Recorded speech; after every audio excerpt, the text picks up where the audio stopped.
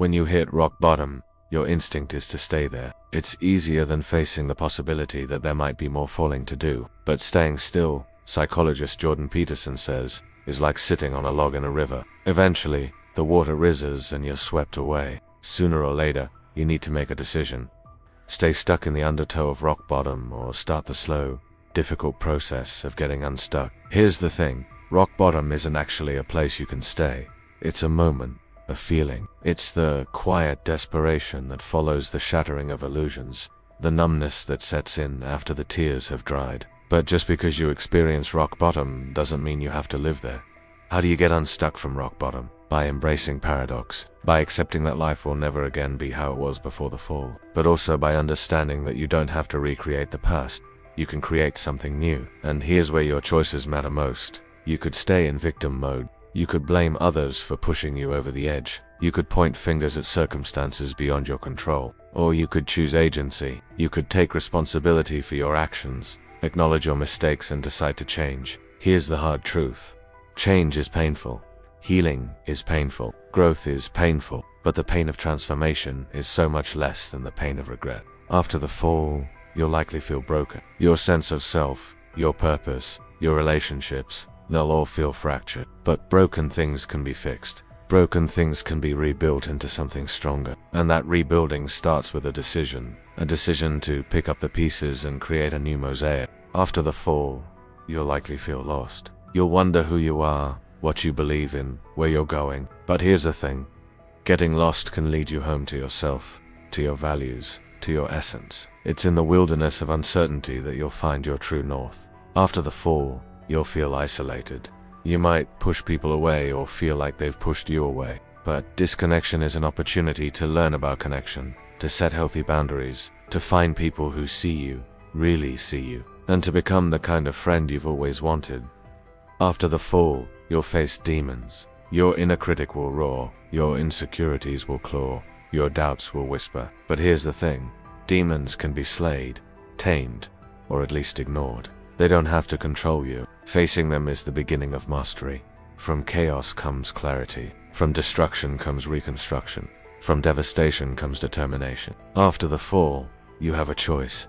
Stay down or rise. To paraphrase the poet Rumi, the wound is where the light enters you. After the fall, the world might seem harsh, unforgiving, cold. But here's the paradox. Brokenness can make you kinder, gentler, more compassionate. It can open your eyes to the suffering of others and inspire you to help. After the fall, your perspective shifts. You see the fragility of life, the preciousness of each moment, the importance of authenticity. You realize that life isn't about holding on, but about letting go, about embracing impermanence, about dancing with uncertainty. You understand that happiness isn't a destination, but a way of traveling. You learn that the journey is the destination. Falling to the bottom and getting back up is what defines you. It's where your strength is, where your resilience lies. It's who you are, the survivor, the one who dared to fall and in falling found wings. So you've fallen. The world is quiet now. No more noise from others. No more distractions from within. Just silence and a soft, terrifying hum of your own thoughts. This is the silence after the crash. And it's often in this silence that the most profound transformation begins. At first, the stillness feels unbearable. When you've lived a life full of motion, of purpose even, if it was misguided, and the void whispers dangerous things, you've failed. You'll never get out of this. No one cares. These thoughts come uninvited. They sit with you in the darkness like familiar ghosts. But here's the key. You don't need to believe them. This stage isn't about fixing things. It's about observing. It's the moment where you stop doing and start feeling. And for many, it's the first time in years they felt anything real. Here, growth is not loud. It's not about hustle. It's about stillness, about presence. Let us talk about what happens in the mind and body during this phase. The nervous system, which has been in overdrive fight or flight begins to crash. You might feel exhausted, numb, or disconnected. This is your body demanding rest, recovery, and reset. Many mistake this part for depression. And yes, it can resemble it, but it can also be a natural, healing state. The psyche is reorienting itself. You're in liminal space there in between. Not who you were, not yet who you will become. In myth and storytelling, this is the descent into the underworld. Think of Dante in the Divine Comedy. He had to walk through hell before he reached paradise. Think of the phoenix, it doesn't rise until it's ash, and that's what you are right now. Everything burnt away, but within the ash's formless potential. This is the time to do one thing above all else. Listen. Listen to the pain, not to judge it, not to analyze it, but to let it speak. Because often, pain is trying to tell us what we've ignored. Maybe it's saying, you betrayed yourself to please others.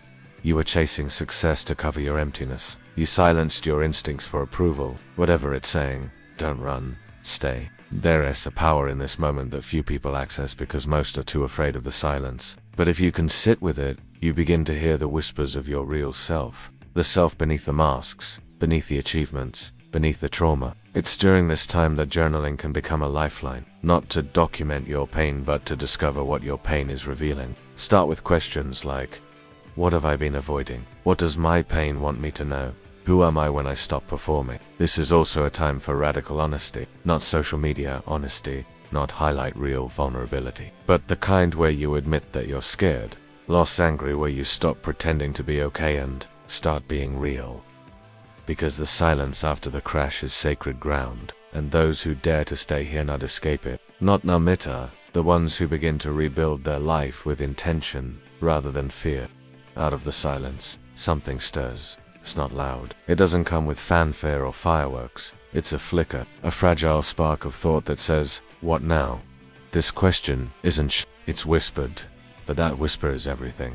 When you hit rock bottom, you're left with a rubble of your old life. The pieces may look useless, but if you're paying attention, you'll notice some things didn't break. Some things are still intact. Maybe it's your ability to love. Maybe it's your creativity. Maybe it's just the fact that you're still here, breathing. That's enough. That's the first spark. Rebuilding doesn't start with action. It starts with meaning. Not the meaning someone else gives you, not your job title, not your followers, not your achievements, but the meaning you choose. And the beauty of rock bottom is that all previous definitions of success are gone. You now have permission to rewrite the script. Ask yourself, what actually matters to me? Not what should I do next, but what actually matters. Then find the values that have survived the collapse. What parts of me feel real? What do I actually care about? This is where authenticity is born, not from a seminar, not from a motivational quote, but from devastation. Because only when you've lost everything do you realize what was truly yours to begin with. So, how does rebuilding from rock bottom actually look? Micro routines.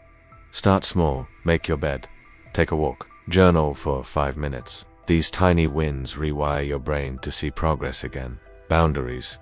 Say no to people who contributed to your fall, even if they don't understand, especially if they don't understand. Nutrition and rest. Your body is part of your healing. Fuel it, respect it, learning, read, listen, absorb new ideas. Let knowledge light new paths. But here's the key. You don't need to be fixed to rebuild. You're not broken. You're raw. That's different. Think of kintsugi, the Japanese art of repairing broken pottery with gold. The cracks are not hidden. They're highlighted, celebrated. They tell a story of survival. That's your life now. You're not returning to who you were. You're creating who you're becoming. During this stage, expect resistance, not from others, but from yourself. The voice in your head will say, why bother? That's trauma talking. That's fear talking. Meet it with compassion, not judgment. I hear you. You're trying to protect me, but I'm choosing to move forward anyway. This is also the time to be extremely selective with who you let in. Some people want you to stay broken. It makes them feel safer. Some loved the old version of you because that version was compliant, or easy to manipulate, or didn't challenge them. Let them go. Rebuilding from rock bottom requires solitude, but not isolation. Find people who speak to your becoming, not your past. And most importantly, allow for failure. This is not a straight line. You'll stumble. You'll relapse into old thoughts. That's okay. Because now, you're not pretending. You're living. Once you begin rebuilding, you'll notice something strange.